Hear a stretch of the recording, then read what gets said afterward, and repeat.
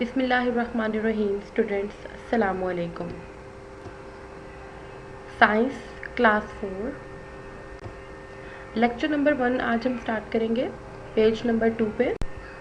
Lesson number 1 है हमारा grouping of animals. Grouping का मतलब होता है ग्रुप्स में बांटना किसी भी चीज़ को, यानी ग्रोह बनाना या किसी भी ख़ास तरह की मुखालफत अगर चीज़ के अंदर मौजूद हो तो उसकी बुनियाद पर चीज़ों को अलग अलग करना। जैसे अगर मैं आपको बॉल्स दे दूं और रेड कलर की और ग्रीन कलर की, और मैं आपसे कहूँ कि इनकी कलर की बेस पे ग्रुपिंग कर दें, तो आप क्या करेंगे कि आप रेड बॉल्स को अलग एक तरफ कर देंगे और ग्रीन कलर की बॉल्स को एक तरफ कर देंगे, और हम ये कहेंगे कि ये रेड बॉल्स का ग्रुप है और इधर वाला जो है वो ग्रीन बॉल्स का ग्रुप है। तो ग्रुपिंग का मतलब है किसी भी चीज़ की बेस पर, किसी फ़र्क की बेस पर ग्रोह बना देना, ग्रुप्स बना देना।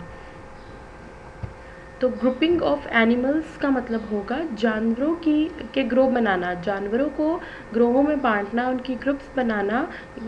अब हम आगे अपने चैप्टर के अंदर पढ़ेंगे कि हम जब जानवरों के ग्रोह बनाने की बात कर रहे हैं या उनकी ग्रुप्स बनाने की बात कर रहे हैं तो वो हम किस बेस पे बना रहे हैं, किस फ़र्क की बुनियाद पे हम ये काम कर रहे हैं।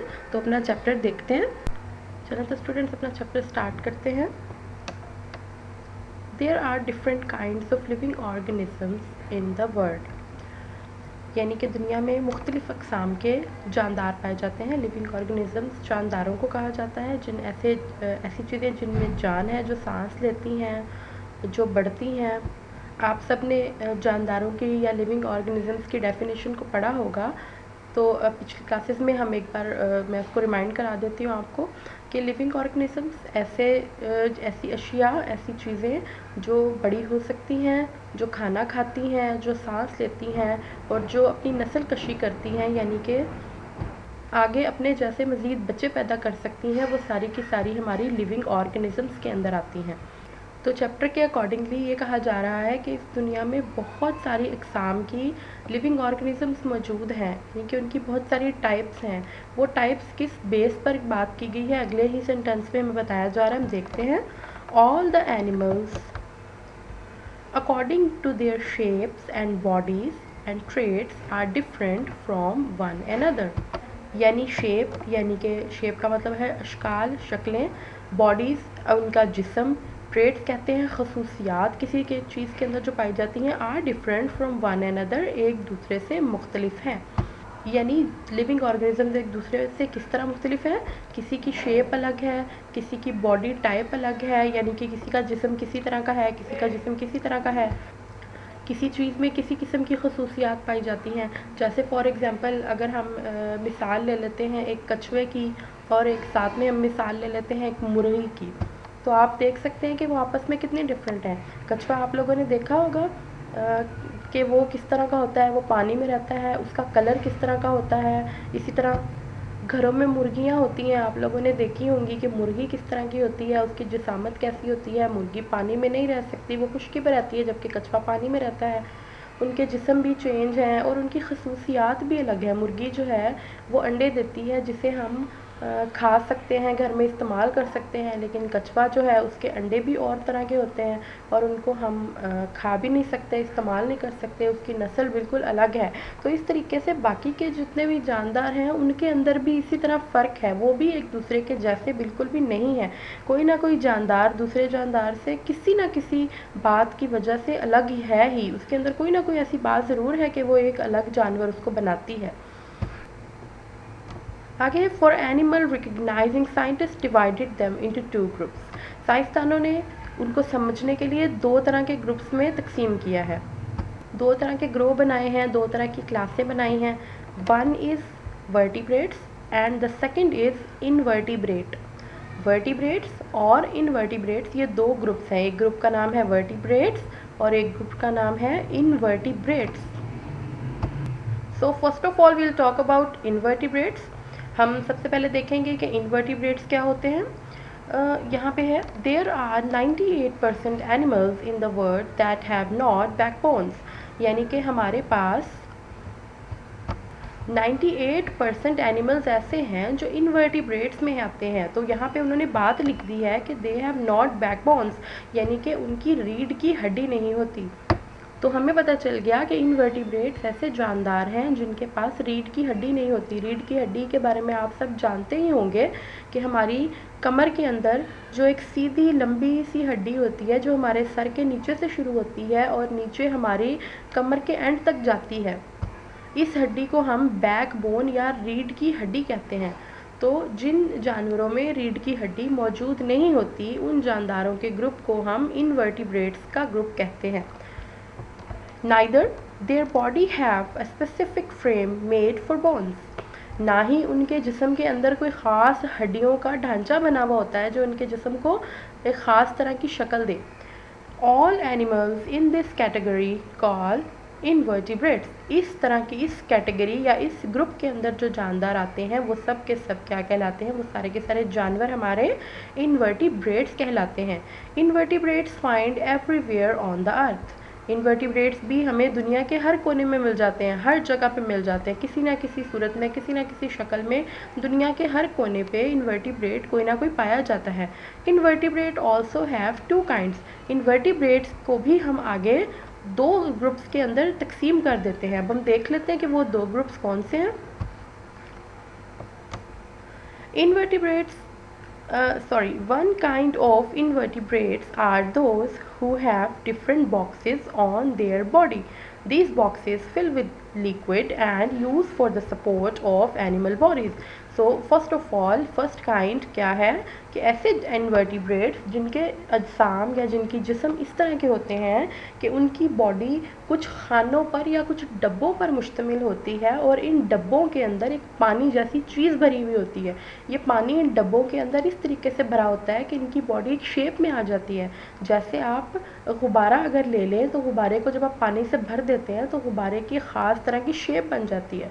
उसके बाद वो इस चीज़ को ज़्यादातर वैसा ही रहता है, उसको चेंज नहीं कर, उसको दबा के तो चेंज कर सकते हैं लेकिन वो खुद से अपनी शक्ल तब्दील नहीं करता क्योंकि उसके अंदर पानी भर दिया जाता है। तो इस तरीके से वो जानदार भी इनवर्टिब्रेट्स का एक ग्रुप ऐसा है जिनका जिस्म इस तरह का होता है कि उनका जिस्म डब्बों जैसा होता है या गुब्बारे की तरह के उसके डब्बे, यानी कि वो लचकदार डब्बे होते हैं। वो इस तरह के सख्त वाले डब्बे नहीं होते जिस तरह के अंदर आप जूते वगैरह रखते हैं। वो डब्बे गुब्बारे जैसी शक्ल के होते हैं।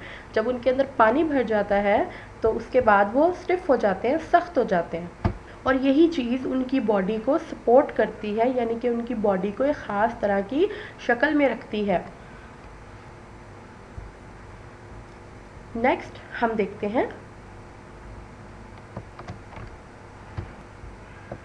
इसी पेज को हम आगे से कंटिन्यू कर रहे हैं, यहाँ तक हमने लास्ट पढ़ा है। अब हम देखते हैं, some invertebrates use their external cover for their body support. ये दूसरा टाइप है। हमने पहली टाइप पढ़ी थी ये ऊपर वाली कि बॉक्सेस होते हैं और उनके अंदर फ्लूइड भरा हुआ होता है जिसकी वजह से उनकी बॉडी को सपोर्ट मिलती है। लेकिन सेकंड जो है उनका ग्रुप ये वो होता है जिसके अंदर एक एक्सटर्नल कवर होता है। एक्सटर्नल कहते हैं बैरूनी, किसी भी बाहर की चीज़ को, जो चीज़ बाहर मौजूद होती है वो एक्सटर्नल कहलाती है। कवर कहते हैं खोल को या बाहर जो जिसे कहते हैं कवरिंग या जो बाहर की तरफ लेयर होती है। जैसे आप अपनी कॉपी के ऊपर एक बाहर से कवर चढ़ा लेते हैं, एक तो आपकी कॉपी के ऊपर पहले से गत्ता होता है, उसके ऊपर आप एक कवर चढ़ा देते हैं, उसको ढक देते हैं जिस चीज़ के साथ। तो इसी तरीके से इनवर्टिब्रेट्स की बॉडी के अंदर सपोर्ट करने के लिए बाहर की तरफ एक सख्त खोल मौजूद होता है, ठीक है, जिसके साथ उनकी बॉडी को सपोर्ट मिलती है। Mostly insects are included in invertebrates. Insects हम कहते हैं हशरात को। हशरात मतलब छोटे छोटे रेंगने वाले जानवर। जैसे हमारे पास चूंटी है, मक्खी है, शहद की मक्खी है, ये सारे के सारे इंसेक्ट्स हैं, यानी कि या तो ये रेंगते हैं या इनमें से कुछ उड़ते भी हैं, लेकिन इनकी भी बॉडी जो है वो बहुत ज़्यादा, इसके अंदर हड्डी नहीं होती। जैसे हमारे पास एग्जांपल्स यहाँ दी भी हुई हैं, ant, bee, glowworm and different insects are included in this groups।